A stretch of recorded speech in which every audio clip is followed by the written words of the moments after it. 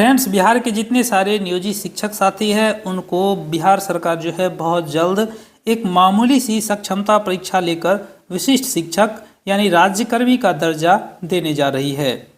तो ऐसे में राज्यकर्मी बनने के बाद उस नियोजित शिक्षक का सैलरी कितना हो जाएगा, यही जानकारी इस वीडियो में देने वाले हैं। अगर आप इस चैनल को पहली बार विजिट कर रहे हैं तो इस चैनल को सब्सक्राइब एवं इस वीडियो को लाइक ज़रूर करें। तो फ्रेंड्स, यहाँ पर आप देख सकते हैं जितने सारे नियोजित शिक्षक का कैटेगरी है, सभी कैटेगरी को यहाँ पर मैंने इंक्लूड किया है। तो चलिए स्टेप बाय स्टेप हम जानते हैं सभी प्रकार के टीचर का सैलरी कितना बढ़ेगा या कितना घट जाएगा।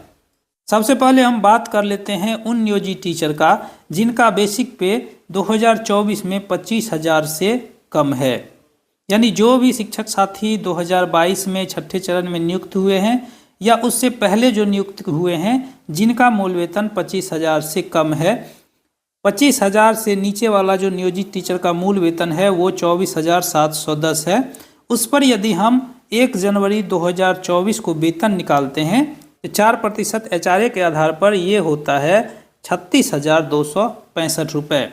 लेकिन जब ये राज्यकर्मी बन जाएंगे तो इनको कम से कम मूल वेतन दिया जाएगा 25,000 रुपये। उस पर यदि हम 46% महंगाई भत्ता ऐड करते हैं, 4% HRA ऐड करते हैं, 1,000 मेडिकल ऐड करते हैं तो इसका ग्रॉस पे हो जाएगा टोटल 38,500 रुपये, जिसमें इसका NPS कटौती होगा 3650 रुपये और GIS फंड में इसका 30 रुपये कटौती लिया जाएगा। तो इस तरह से इसको भुगतान किया जाएगा राज्यकर्मी बनने के बाद 34,820 रुपये।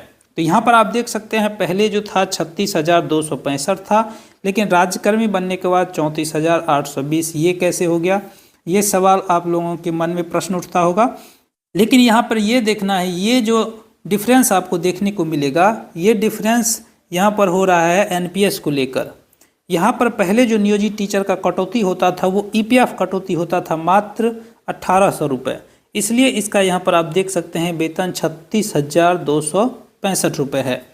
लेकिन अब जो कटौती होगा राज्यकर्मी बनने के बाद NPS का कटौती होगा और NPS यहाँ पर देख सकते हैं ये होता है DA प्लस मूल वेतन का 10%। तो यहाँ पर इसका कटौती होगा 3650 रुपये।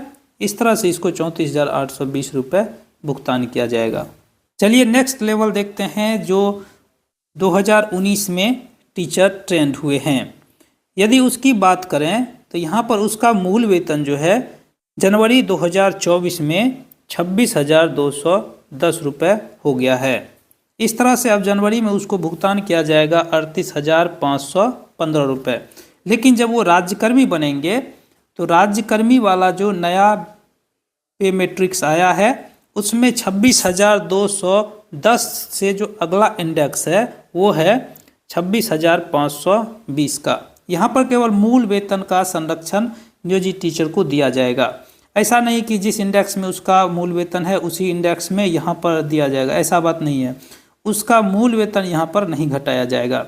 यदि 26,210 है तो राज्यकर्मी का जो मूल वेतन है उसमें देखेगा कि 26,210 से अगला प्रक्रम कौन सा है। तो अगला प्रक्रम यहाँ आता है 26,520, तो उनका मूल वेतन हो जाएगा 26,520 रुपये।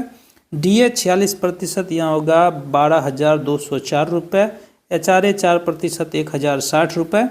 और इस तरह से यदि हम कैलकुलेट करते हैं इसका ग्रॉस पे तो होगा 40,784 रुपये, जिसमें NPS का कटौती होगा 3767 रुपये और GIS फंड में 30 रुपये। इस तरह से इसके अकाउंट में जो राशि क्रेडिट किया जाएगा वो होगा 36,987 रुपये, जबकि जनवरी 2024 में इसको मिलने वाला है 38,515 रुपये। तो ये कुछ बेसिक डिफरेंस भी है। NPS में ज़्यादा फंड कटने के बाद इसका जो है इन हैंड सैलरी कुछ घट जाएगा। अब हम चलिए बात कर लेते हैं जो टीचर्स 2003-05 में अपॉइंट हुए हैं। यहाँ पर आप देख सकते हैं 5 वाले जो शिक्षक साथी हैं उनका जनवरी में जो है बेसिक पे हो जाएगा 30,420 रुपये और इसका टोटल नेट पे यदि देखा जाए 30,420 के आधार पर तो ये जनवरी में भुगतान इसको होगा अकाउंट में 44,385 रुपये। लेकिन जब राज्यकर्मी ये बन जाते हैं तो इसका जो है मूल वेतन हो जाएगा 30,770 रुपये। और यहाँ पर देख सकते हैं DA HRA मेडिकल मिला करके ग्रॉस पे होगा 47,154 रुपये, जिसमें जो है 4369 रुपये का यहाँ पर NPS कटौती होगा, GS कटौती होगा। तो इस तरह से इसके अकाउंट में भुगतान होगा 42,755 रुपये। तो ये था कुछ बेसिक जानकारी। अगर इस वीडियो से रिलेटेड आपका कोई भी सुझाव है, क्वेरी है तो कमेंट बॉक्स में आप लिख सकते हैं। इसी तरह का वीडियो देखने के लिए इस चैनल को सब्सक्राइब ज़रूर करें। धन्यवाद।